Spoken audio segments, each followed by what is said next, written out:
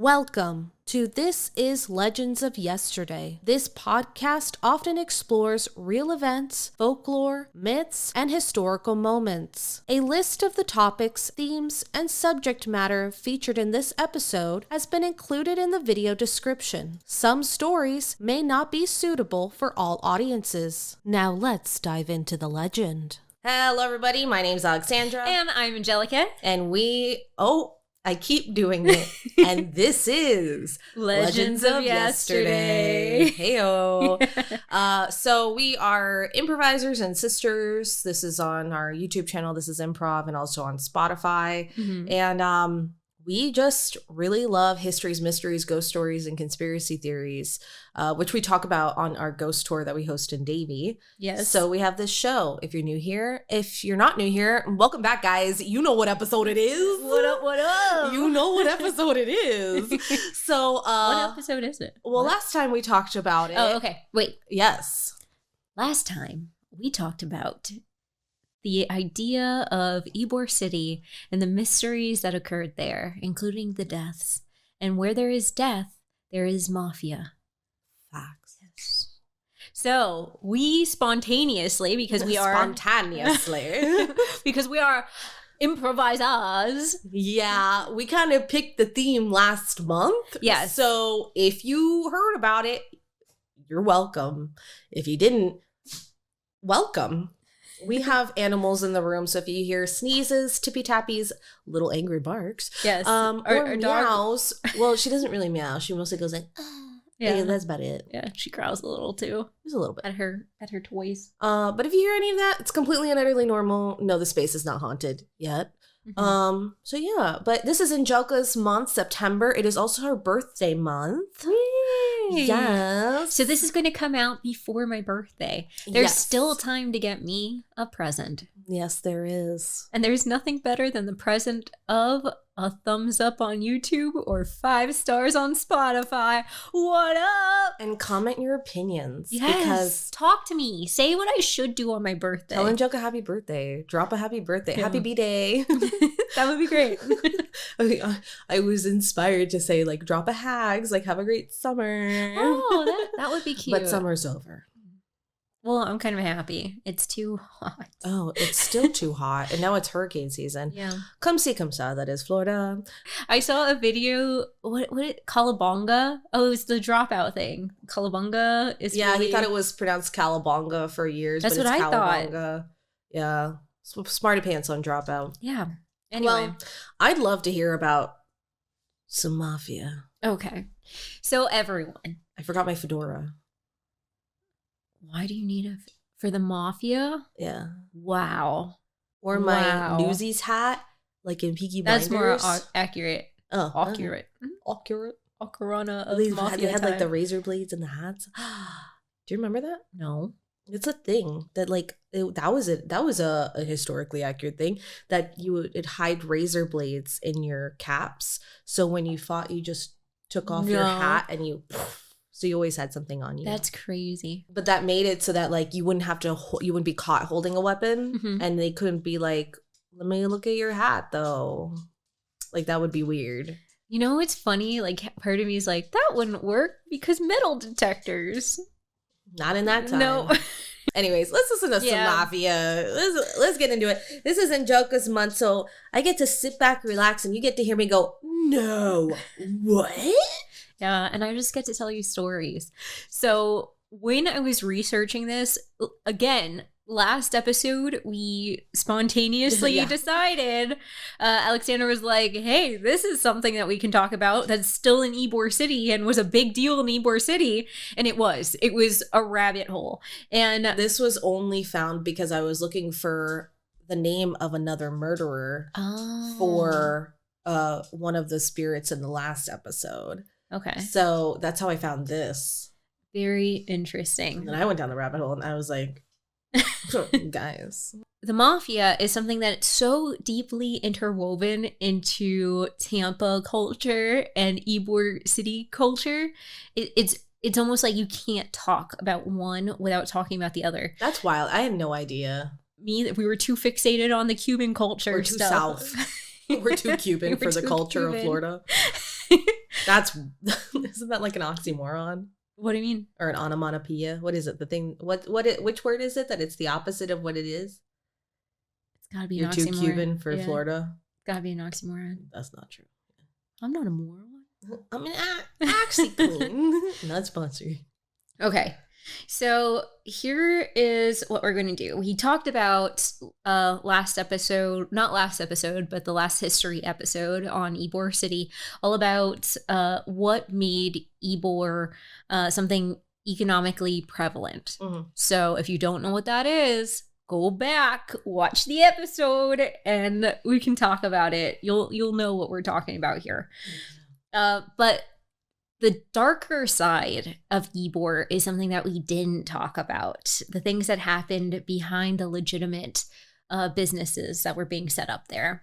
Every legitimate business is a front. Is a front. That's it. Ours. Period. Period. Before talking about the mafia, we have to talk about gambling. Of course. And, yes, of course. So gambling in Ybor and Tampa started innocently enough. It's just a way to pass time. It's a way to have fun. And in Tampa, there was one prominent game that used to be played. So I know I'm spoiling the last episode if you haven't watched it, but let's go back and imagine it's 1885 and we have Vicente Martinez Ybor. And he created the city. It was annexed in 1887. So we have Cubans, we have Spaniards coming in from Spain, we have Italians, we have Jewish people, we have immigrants from everywhere coming into Ybor and making their own lives for themselves. We also have the cigar factories. And in the cigar factories, there needed to be ways to pass time. And there's all this capital. Everyone's just booming with this newfound cash. So enter. Hi, friends. This is future Alexandra editing the episode. For the rest of this episode, when you hear Angelica say the word boletilla, what she really means is the word bolita. The word, please don't forget, is bolita. On with the show. Boletilla originated in Cuba, and it was brought to Tampa in the 1880s. Okay. So boletilla stands for little ball in Spanish. And it's almost like the lottery. You know, in the lottery, they have those balls. Like bingo? So I guess it's like the lottery where it's like the balls come out of the machine. Yeah. It's like bingo. Is that what happens? The lottery is kind of like bingo. So you have for those of you that have never looked at the lottery before, you youngins, the way that it works is that you pick a set of numbers, right? And then they crank a thing and the numbers spout out and then you get your numbers. If it's a Powerball, then the Powerball is like an extra number that gets chosen. But in bingo, it's the same thing. In bingo, you have your bingo card and you have a card with just a bunch of numbers. If you've ever played Sudoku. Yeah. That's what it looks very similar to that for you mathletes. And yeah, you get a number in whatever pattern, right? I don't know if that's the same, like if it's pattern or if it's just like the Powerball or like I'll tell you exactly how this works. The Powerball. That's what I'm thinking about. That's what I'm thinking about in terms of what it's similar to. Okay, cool. But yeah. Okay. So going back, it was popular. It was most popular in the latter 19th and early 20th centuries in Cuba. So among Florida's working class, Hispanic, Italian, and Black population, it flourished in Ybor's cities, especially Latin saloons. Okay. So the way it works is 100 small numbered balls. They look like ping pong balls. Yeah. Are placed into a bag and then they're mixed thoroughly. So like people might shake a bag, they might like pass the bag around. Right, yeah. And bets are taken on which number will be drawn from the bag. But here's the thing. The game is incredibly easily rigged. Like it's insane. That's funny. So what you could do is you could add extra balls if the given number of a given number, like whatever Yeah. you know the number was going to be. Or like if you place the ball in there, you just hold it while you're shaking the bag or something. Well, if you're passing it to someone else, that's not a possibility, but there's a way around that too. You could also not include numbers at all, the person who's putting the balls in. So what they would also do is before they would toss the bag is it turned into, they would like lay all the numbers out so you could see that all the numbers were included. Another means of cheating is having certain balls filled with lead. So they would sink to the bottom of the bag, or putting certain balls in ice beforehand so you could make them cold. So when you're feeling around, when you're feeling around for the ball, it's the cold one that you need to pull out. Oh my God. Yeah. Over time, Hispanics developed a name for each number in a system called La Chadrada or Las Chadradas, creating a superstitious method for interpreting. We're doing great over I'm here. doing great with this. This is why I don't gamble. I can't even understand the words that go into gambling. But what they would do, and like gambling doesn't super interest me, like it's boring, but this is where it did, like, I'm like, I get this. Because they said then what they would do is like the Hispanics would create superstitious means of figuring out what ball it was. Okay. So like it got to a point where they started dreaming about numbers. Oh no. So that's like me with my video games. So they started dreaming about numbers, and they would start like betting on whatever number they dreamt of. Oh. So then I'm like, now I get it. I'm guilty of that stuff too. I'm like, I dreamed about it. I dreamed a dream in time. I would have fallen hard for that. For sure. So giving it kind of reminds me, I will say, this kind of reminds me like at the domino table. I'll tell you a cheat that I used to do when I was little. Okay. So don't get mad, please. So if you're playing dominoes, one of the best, there's two domino keys that are like the best for you to have, which is the all nines or the zeros, right? The whatever those two are. So while I would mix, I'd be like, mix. I would hold both with my middle fingers, or a middle finger and a pinky, and I would mix the board.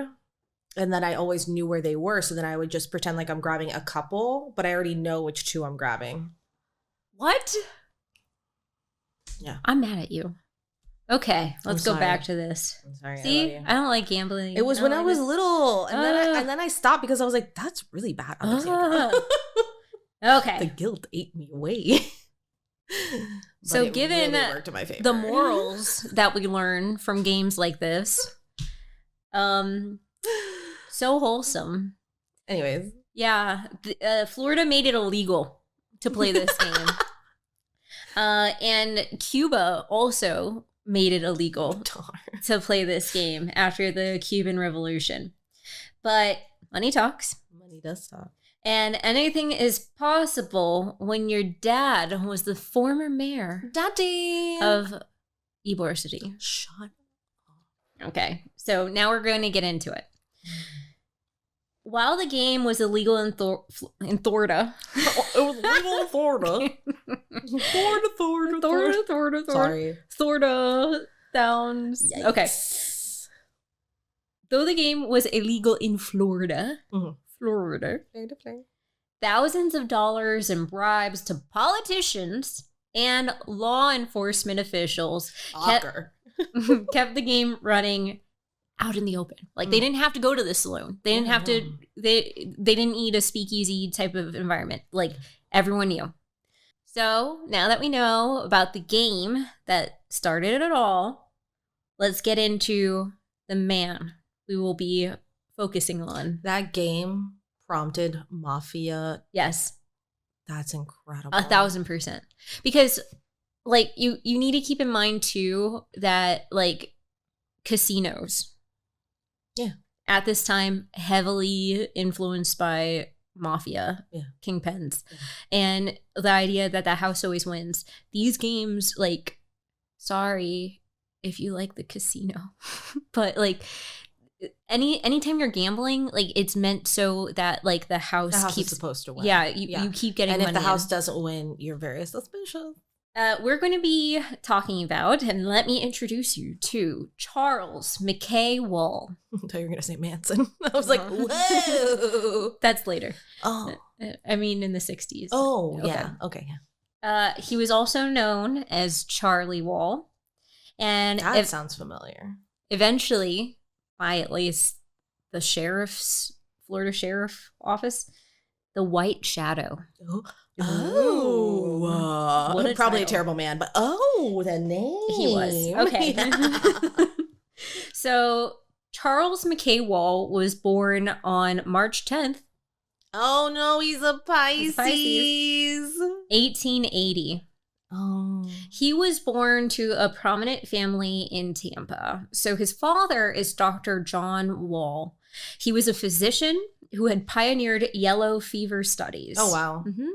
And who was the former mayor of Ybor City. Mm. His mother was Matilda McKay Wall. Cute name. And was related to the McKay and Lykes, Lykees, landed gentry families. So what does that mean? I didn't know what that meant, so I looked into it. What is a landed gentry family? Don't laugh if you know exactly what this is. So here's a vocab. The landed gentry were historically an untitled upper class of wealthy landowners in Great Britain. So they were distinguished by, like, they own land, but they didn't hold a title. So they were like landlords. And when I was looking into it, I'm like thinking Pride and Prejudice, like the people that we talk or that are focused on. Those are the kind of people in my head. If I'm wrong, in the comments, let me know the real history. Yeah. This could also refer to people who owned land in the South. So I don't know. They didn't specify what they were referring to. Part of me, because of the time, makes me think it was British in the name. But I could be wrong. Okay. Let me know in the comments if you know. Send us that way. Okay, so how's everything going for him? The family, the title, well, not the title, the land. And his dad's basically a hero. But his life would change forever and ultimately hurt Tampa forever. Becoming the White Shadow. Becoming the White Shadow. So when he was 13, his mother passed. Aww. His father quickly remarried, as was typical for the time. Oh. But after he remarried, about 2 years after his birth mother passed, he passed. So the father, 2 years after his mom passed. Yeah, they're coming. What?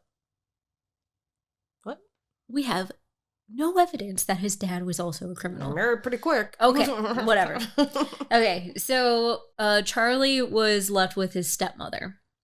So. Oh no. Yes.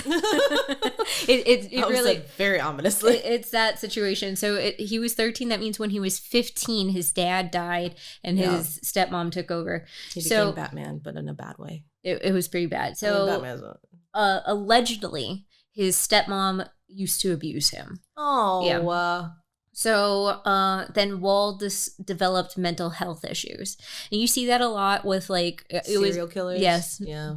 So head injuries and abuse. Yeah. So, and like things weren't like acknowledged. And instead of acknowledging things that were going on, she just took to like abusing him. There was a rumor that he shot his stepmother, but that was false. And on June 19th, 1895, he got into an argument with the family cook. Yeah. Wealthy. The family cook, and he shot her in the head with a revolver. So there's a rumor that he shot his stepmother, but it was the cook that was shot. She sustained a minor wound, a fleshy wound, so it didn't hit anything major. That's good.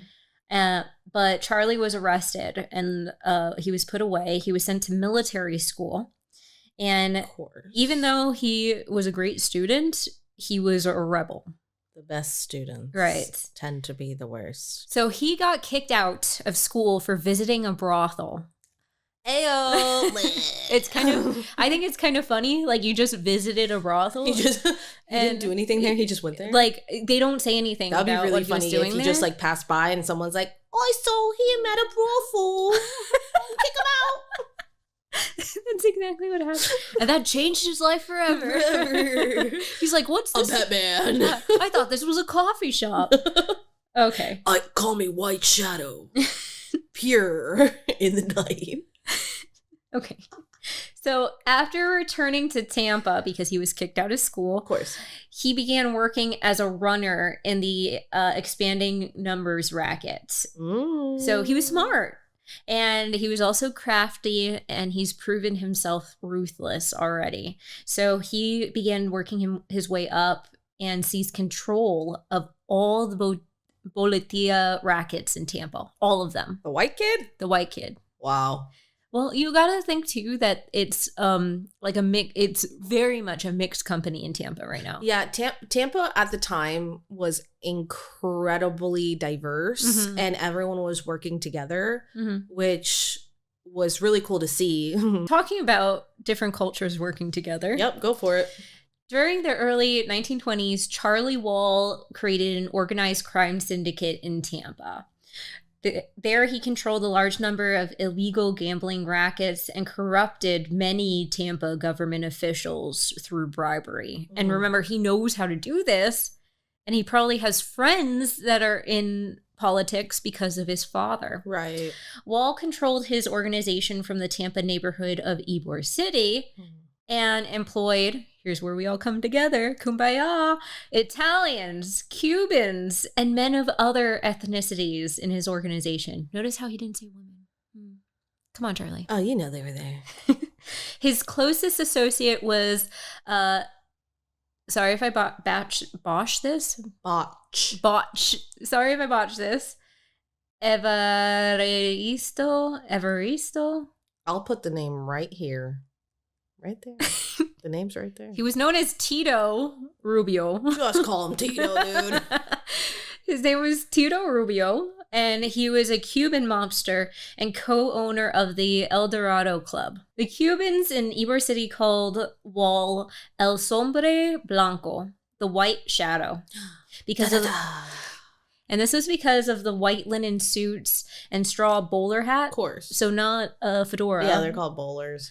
It's a flat hat. Yeah. So he used to wear those all the time. Very old Florida. So according to the writers at the sheriff's office in Florida, they believe that the screenwriters from The Godfather 2 might have been influenced by that and created the White Shadow in their character development, or used the White Shadow in their character development of Don Fanucci, or the Black Hand. Fanucci. If you watched Oscar, you know what we're talking about. The Fanucci brothers, the best tailors in town. They take care of you.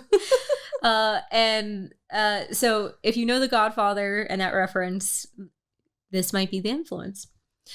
But when you make a name for yourself, you're bound to run into competition. Too famous. And that's where Ybor City entered its era of blood. Whoa. Wall had established himself as a leading force in organized crime, but he did have one rival. His rival was Ignacio Antinori. Dun dun dun. Okay. Ignacio Antinori was born in Sicily, February 17th, 1885. So much of his early life is unknown. But the Joker. Come on. That's more accurate. Thank you. So he was one of the first mobsters to emerge in Florida during the Prohibition era. So we don't really get into this in the research, but during Prohibition, a lot of alcohol and rum especially would come in through Florida to go up north because Cuba was right there and they didn't have the same prohibition laws. Yeah. So it was easy to get it in through the ocean. Especially through Dade County, and then Dade County stopped doing it. Yeah, it was a whole thing. Yeah. By the 1930s, Antinori was one of the largest heroin traffickers in the country. So he had close ties to French heroin traffickers and American mafia bosses. And he established a pipeline that went from France into Cuba to Tampa. And then, according to the Federal Bureau of Narcotics, they were distributed throughout the Midwest. Wow. In the United States. Might sound familiar because, like, when you're thinking about a classic Italian mobster, this man is it. Like, he born in Sicily, came over to the United States, and then started building a name for himself. For sure. So he's like Godfather level. But we all know that Vito didn't deal in drugs. He said no to drugs, everyone. This man said yes to drugs. So he's like, real deal mafia, not Godfather. Godfather was better than that. Don't do drugs, kids. Don't do drugs. Anyway, so while he was a big deal, he was a big man on campus. Yeah. There was someone smaller starting to come up. An independent gang led by Santo Trafficante. Santo Trafficante Sr. was operating in the Tampa area. He lived in Tampa since he was 18. So he became an adult in Tampa. But he already set up boletia games throughout the city and was becoming a very powerful mobster in his own right. Yeah. Antinori took notice of Santo and invited him into his organization. And together, they worked to expand the boletia games across the state of Florida, not just Tampa. Cool. Yeah. So... not cool. But cool. Obviously, it also wasn't cool for Charlie Wall. Oh no, we forgot about the White Shadow. Wall Williker's Batman.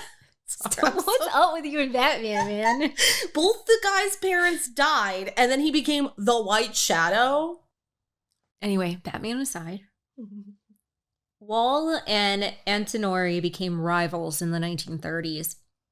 Leaving a blood path. You can do it. It's not a bud path. They're not buddies. A blood path. A blood path. There, I said it. Of anyone who wanted to get in their way for a decade. Yeah. During this period, at least 25 people were shot. Whoa. Yeah. And it didn't all happen at one time, but in those 10 years, 25 people died. And it was all caused by this feud between these bosses. Some people who were shot worked for opposing forces. So either one family or the other family, one of the families allegedly would shoot the other. And then some people were informants, and they might say something to the police, but quickly they were picked up by one of the families. Yeah. And they were shot, allegedly. Smells like a cop, looks like a cop, that is a cop. Eventually, though, enough was enough. As the tension continued, some dissatisfied members of Chicago and St. Louis criminal outfits, who Antinori was affiliated with, and who he was supplying narcotics for, started to get upset. Yeah. Because instead of focusing on their supply, he was focusing on the feud. Not my drugs. Not my oh no, my heroin. My drugs. Shut up. Oh my God. Sorry. So more attention from Chicago and St. Louis began going on Antinori, and not in a good way. The shipments also got sloppy, but when he was told about these sloppy shipments, he refused to give them any money back for what was a mistake. That topped with Wall's closest associate, Tito. Remember Tito? Yes, I do. He was shot on his porch, like at his home, shot. Oh, that's a no-no. On March 8th. 1938. And before that... 2 days before Wall's birthday. And Tito's friend and former partner for the Lincoln Club, Eddie Varela, was shot down by gunmen a year before that. In the span of 2 years, 2 people who were super close to Wall were Just like killed. cleaning house. Wow. And that was on January 31st, 1937. So, not to mention, there was a failed attempt made on Walls's life. Yes, in spring of 1940. So, Antinori, not looking good. Chicago mad at him, St. Louis mad at him, Walls mad at him. Everyone's mad. So, on the morning of October 23rd, 1940, Antinori woke up. So he was sipping his coffee in the morning at Palm Garden Inn in Tampa when 2 gunmen shot him. So why am I upset about that? Because we don't like to kill people. Yeah. Period. Yeah. Okay. Most believe that it was the Chicago associates that, enough was enough. So they called the hit. Yeah. But we can't factor out Wall. Or someone who was waiting on the sidelines to take control of Tampa. Yeah. So after the death of Antinori, his 2 sons, Paul and Joseph, were convicted in Kansas City. Yes. Kansas City? Kansas City. Dun, dun, dun. Okay. For drug dealing, and they were sentenced to 4 years in prison. So after this was done, it ended the feud. The decade-long of blood on the streets was done. The war was over. Both Walls and Antinori's organizations were weakened. Walls crumbled. Batman. Stop it. Gotham is not safe. So this gave room for Santo Trafficante to come into power. Whoa. That was the 18-year-old. As a recap, as my lines say, Santo was someone who was becoming more powerful in the organized crime world. When Antinori took notice, he decided to bring Trafficante into the Antinori family instead of wiping out his organization. Wow, see? Whoa, let's collaborate, not eliminate. By the early 1940s, Santo Trafficante Sr. had taken over most of the organization crime activity. So remember, like, his boss is dead. Yeah. And his sons are in Kansas City for some reason. They were probably doing a job over there, or like something was happening, but 4 years only? Crazy. And he started teaching his son the ways of organized crime. So Santo Trafficante Jr. So he's learning how to run these organizations and operations. Miyagi, his son. Exactly. Yeah. Trafficante Sr. became a successful Tampa cigar factory owner. Along with owning many other up-and-up companies. Yeah. When the Antinoris were essentially wiped out with the conviction of the sons, the Trafficantes took over the family, therefore beginning what is now known as the Trafficante dynasty. Yes. Appropriate response. Senator Kefauver? Kefauver? Is that how... Spell it. Kefauver. Kefauver. Senator Kefauver began an investigation into the organized crime. So this is really bad. He founded what was known as the Kefauver Stop. Committee. The committee called on Tampa mobster. We're probably pronouncing his name so wrong. It's right. Oh, yeah. I apologize. Oh, we do this a lot. It's hard because you don't have someone to be like, no, this is how it's pronounced. Yeah. But then we have to read about it. The committee called on someone we know to testify about crime in Tampa. Crime. In Tampa. Anyway. Who do you think it is? No. Wait. Which one? Dun, dun, dun, dun. Dun, dun, dun. Is it Santo? No. Oh, the other one. Who? Senior. No. I don't know. It's the guy we started talking about. Wall. Ah! White Shadow. So he was brought in to testify on the mafia in Tampa and Florida as a whole. Oh no! Yeah, light was on him. On the shadow. On the shadow, light came to the shadow. But the traficantes avoided testimony completely. They fled from Tampa. They went to Cuba, and once the committee had done its run, Florida seemed to have had crime like wiped from it. The mafia, for the most part, fled to Mexico. Wow. They came back from Cuba. Mm-hmm. So there was only one person left, Jimmy Lumia, and he was then the biggest mobster in the city. He was all that was left. Yeah. So of course Santo had him killed. Sick. And on the grounds that Lumia had disparaged him while he was in Cuba. Mm-hmm. So with Lumia eliminated, Traficante was once again the primary organized crime figure in Tampa. Hey! Okay. But once again, being the big boss means you're constantly in danger. Of course it does. Too much attention? No bueno. So in 1953, Santo Sr. survived a shooting. No one can confirm who pulled the shooting, but Santo Jr. and the rest of the family had an idea. This is just like Chicago. Who pulled the gun, the gun, the gun? They both reached for the gun. But it's Florida. But no one can confirm the shooting. Who do you think they thought it was? Wall? Yes. So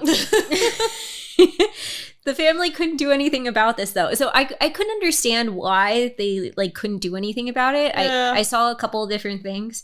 So one thing that it could be is that Charlie had saved someone from the Traficante family. So he had immunity. Also there's conflicting ideas that either he didn't say anything during the committee trials. Mm-hmm. There's also some evidence that he might have said too much. I didn't see anything in my research saying what or the other, but it's also not clarified that any of this happened. This is all alleged. So the White Shadow. So this attempt on Santo Sr.'s life happened in 1953. By 1954, he passed due to natural causes. Sure. But when he died, the protection that covered Wall was lifted. And Traficante Jr. took control of the family. And when he did, he made sure there would be no loose ends. Anyone who he interpreted to harm his family, to be a danger. And Wall was a loose end. Loose end. He was an open-ended wall? A wall with a hole in it. A wall with a hole. An archway? Okay. I'm right. So, allegedly. Everything is alleged. Charlie Wall was murdered, this is fact, in his modest Ybor City home on April 18th, 1955. And there's actually a picture that I saw online where he's making a derpy face. But you see his hat and everything, and he's just standing in his bedroom. And it's like a little basic Florida bedroom. The homicide is unsolved today. And it involved him being beaten with a baseball bat. Oh my God. And having his throat cut. Oh my God. It's believed to have been accomplished by someone who he knew because there was no sign of forced entry. Whoa. So we'll let you decide. Oh my God. I'm trying to think of which one. Who could have been a couple people. Really. Because if there's no protection too, and say he did stay too much, because there was one source that said he did, but no other source says that's a big deal if you're... And he was in with officers, so it could have even been an officer that was getting paid off. Right. So there's the officer, there's a family literally that wanted him off, and it could have been any family. It could have been from a different state. It could even be from Cuba. So who knows? So with that, Charlie Wall's story ends. And Santo Traficantes Jr.'s story begins. This is where I get conflicted. The White Shadow is no more. The White Shadow is no more. Batman died. Again. It's not Batman. What? Yeah. She's bad Batman. He's terrible. So, this is where I was conflicted. The son of the Joker. The son of the Joker. Because his dad. Let me get through my thought. Sorry. This is where I was conflicted. The story of the mafia in Tampa runs so deep. Yeah. And like I said, Traficante's story, Traficante Jr.'s story, and the dynasty is just beginning. Whoa. So I decided to end it here. But a cliffhanger. I'm leaving it up for you guys. If you want to hear about the Traficantes, there's a lot more to the story, and it goes all the way into, I think it goes into like the idea of the Netflix series Got Gotti. So there's a lot more to be said. Definitely. I want you guys to decide, because obviously we've been spending a lot of time on Tampa. So I don't want to like fixate on Tampa. If you guys don't want to fixate on Tampa, we have more to talk about. I swear to God, if you don't say that you want to hear the rest of this, because I'm not allowed to Google it until you tell me. Don't threaten our audience. Look into my eyes. Look into my eyes.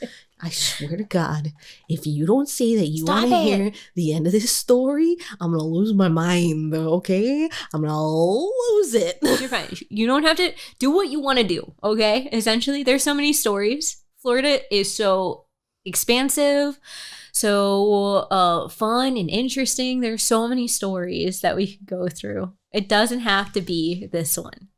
But if you want to, I'll do it. Let us know in the comments, okay? You did? I glitched.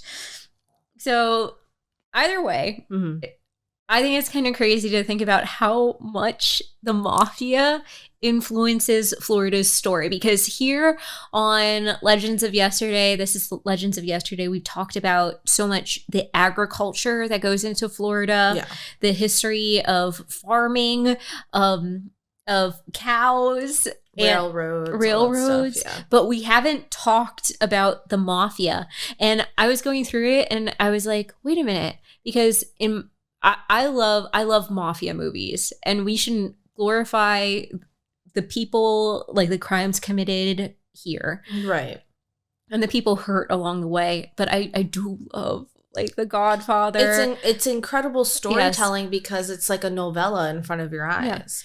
And in Boardwalk Empire, they begin to talk about the story of Tampa and about like the bootleggers who are building bases here, and even some of the bars and things that like are starting to come up, which I love that series as well. So it was like, why didn't I think about that? Because like literally one of the shows I like watching has that story. But here it is. And especially like when we think about the mafia, we only think, like for me, I only think about like Al Capone when I think about here. Oh yeah. I only think about like the mafia in Chicago. I think about bricks with bullets in it for the Valentine's Day Massacre. I think about New York and like the classic mafia story there, but never Florida. And here we go. I also want to say I haven't read the book, but a lot of the research that I did pulled from the book. So if you guys are interested, there's a book called Ybor City Mafia, and it's by, I'm sorry, again, if I get this wrong, Scott M. Dice. And he's also a tour guide and historian in Ybor City. Oh, cool. Yeah, so he does tours. From what I understand, he still does tours in Ybor. So I recommend it. Wherever you are, whatever city you're in, go to the museums, check out the history, have fun there, and get to know some of the people, because there are deep stories that you might never have thought of. Wow, that was intense. If you don't say in the comments that you want it, I'm gonna lose my mind. She can't threaten you. Next episode, Do whatever you want. Do what feels right. it's just gonna start with my face staring at you. We are also planning to interview some people who are a little bit more local to us. Yes, let's talk about October real quick, okay? In October, we will be on site at a different location to record some more Florida history and a little bit more Davie local history. We were raised in Davie, Florida, and the history here, even though it's very young, is very rich in just story. So we will be discussing some things with some people, and I'm very excited. And that will be our October special. We will be on grounds. It'll be a little bit more documentary style. And we're really excited. I hope that you guys are still with us in October, and I hope that you check out all the details of what we will be doing soon. We'll also be posting about it on the This is Legends of Yesterday pod Instagram, where you can keep up with some content of our ghost tours. Also know that in October, we will be having many ghost tours, not just the once a month. And if you ever find yourself in the Davie, Florida area, please make sure to check out the This is Legends of Yesterday tour, and we will see you there, and you will learn the histories, mysteries, and conspiracy theories here in Davie, Florida. Until next time, you beautiful creatures. My name's Alexandra. And I'm Angelica. This is Legends of Yesterday. Catch us next time. White Shadow. Not Batman. I'm Batman. No.